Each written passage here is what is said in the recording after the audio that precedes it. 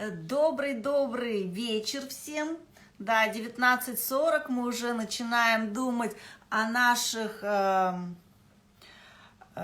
ритуалах по сну, как мы будем готовиться, какая у нас с вами замечательная кроватка нас ждет. И сейчас я хочу рассказать о том, что у меня в последнее время, особенно осенью, это как-то обострилось. Очень много вопросов мне задают.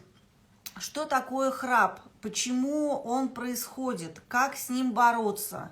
И это не просто, что люди не высыпаются, причем не высыпаются как оба партнера, которые находятся вместе в кровати. И тот, кто храпит, он просыпается от своего храпа часто.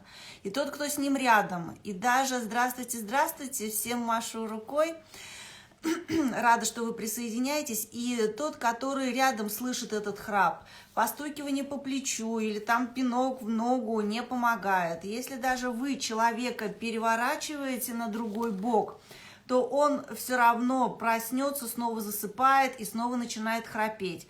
Поэтому вы с утра просыпаетесь нервные, раздраженные, да еще осень, видимо, это сказывается. Я сделала гайд, и сейчас хочу провести небольшой обзор. Гайд этот посвящен именно причинам храпа. Но на первой титульной странице, здесь вот он у меня распечатан на черно-белом фоне, а так он еще яркий, приятный. Моих цветовых гамм это именно фиолетовый, где соединение мужского и женского начала. Поэтому обязательно посмотрите на аккаунте, он есть в доступе. И начинаю я его с фразы Цветаевой. Вот опять окно, где опять не спят. Может, пьют вино, может, так сидят. И, конечно, когда вот сейчас я с работы отправлюсь домой, я буду ехать уже по вечернему, почти ночному городу, и буду видеть, как горят окна. Кто-то уже начинает укладывать детей спать, кто-то сам проявляет такую же инициативу раньше лечь в кровать, осень к этому располагает, уткнуться в мягкую подушку, накрыться хорошим, приятным, теплым одеялом.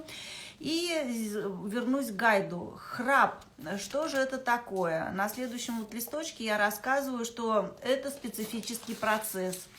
В 10% случаев при разводе причиной именно разводов становится храп одного из супругов. Рассматриваю в гайде вред храпа. Почему люди, страдающие храпом, чаще других имеют высокое кровяное давление, ишемическую болезнь сердца, сердечную аритмию, кровоизлияние в мозг. Поэтому храп это не просто как бы такое отклонение, но оно еще вредное. Как бороться? Ну, в первую очередь, это вести здоровый образ жизни, бороться с лишним весом, стараться не переедать на ночь. Об этом мы уже тоже с вами разговаривали. Не злоупотреблять алкоголем и отказаться от курения. Но мы не все с вами готовы резко к этому приступить. То есть мы любим свои вредные привычки, потом говорим, что ну если ничего не делать, жить неинтересно, и как нам от них отказаться. Поэтому я в первую очередь рекомендую посмотреть, как вы спите, какая у вас подушка, какой у вас матрас, как у вас располагается голова, шея, нет ли где перемыканий сосудов. И дальше мы разбираемся и находим причину. Чтобы не сразу отказаться от вредных привычек, это сложно, всех вас понимаю, но хотя бы облегчить ситуацию и начать о ней думать. Заболевания, которые провоцируют храп.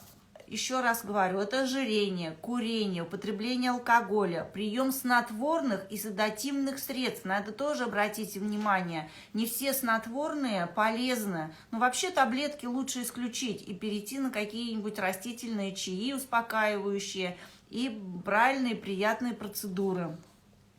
Шейный остеохондроз, полипы в носу, хронический насморк, воспаление горла, миндалины, аденоиды, наступление менопауз у женщины, возрастные изменения, и они происходят в том числе и в носоглотке. Следующая страница моего гайда – это психологические факторы храпа у женщин. Здесь мы тоже над ними работаем, и к ним относятся такие, как негативные установки, которые мешают двигаться вперед. Это низкий уровень мотивации. Как с ним бороться, мы тоже это разбираем. Тяжелое переживание личностных кризисов и старых обид. Привычки все держать в себе. Причем следующая страница моего гайда – это психологические факторы храпа у мужчин. Здесь я перечисляю, что же происходит у нас с мужчинами, когда они начинают храпеть. Анатомические особенности – одна из главных причин, которые чаще встречаются у мужчин – это ожирение. Что с ним делать и как с ним бороться – следующая страница гайда. Анатомические особенности у женщин встречаются реже. И это связано с какими факторами, я рассматриваю на следующей странице. Анатомические особенности. Здесь вот такой вот, как бы часто задают вопрос, а как понимаем мы, что это такое? Ну, вообще, люди начинают храпеть в зрелом возрасте, но и бывает, что это происходит старше 30 лет. Бывает, и дети храпят. Когда мы это замечаем, это тоже признак, что нужно обратить на это внимание. Во сне храпит каждый 5-й человек на Земле. Чуть-чуть статистики. Около 3% населения страдает от периодических остановок дыхания во время сна. В силу некоторых анатомических особенностей строения дыхательных путей к храпу больше предрасположены мужчины. На одну постоянно храпящую женщину приходится 10 мужчин.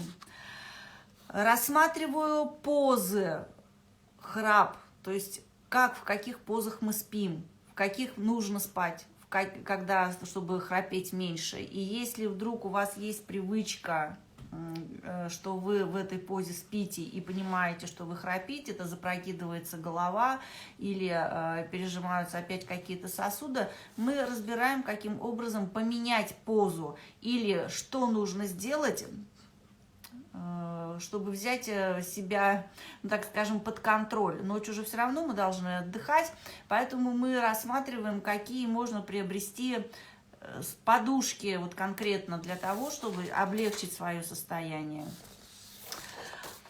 Простые действия, чтобы избавиться от храпа, я здесь рекомендую. И если какие-то у кого-то вопросы остаются, пишу, куда нужно обратиться. И есть у нас несколько упражнений, про которые мы не должны с вами забывать. Если вдруг мы храпим, это простые упражнения, их можно делать в течение дня. Я напоминаю, это мы говорим букву И 25-30 раз. И. Вот вы попробуете и почувствуете, какие мышцы у вас напрягаются. Вторая буква это И. Тоже мы повторяем ее 25-30 раз. И обыкновенное упражнение, это мы берем, например, с вами карандаш. Ну, понятно, что он должен быть у вас чистый, обработанный. Берем, зажимаем и крепко держим. Вот эти вот все вещи простые, они усиливают мышцы неба и внутренней гортани. И храп отступает. Это то, что самое первое можно сделать легко и просто. Но если какие-то осложнения уже, это, конечно, нужно обращаться к врачам. Вот такая вот мини-инструкция, мини-презентация того, что я сейчас на аккаунте размещаю и с чем можно и нужно обязательно знакомиться.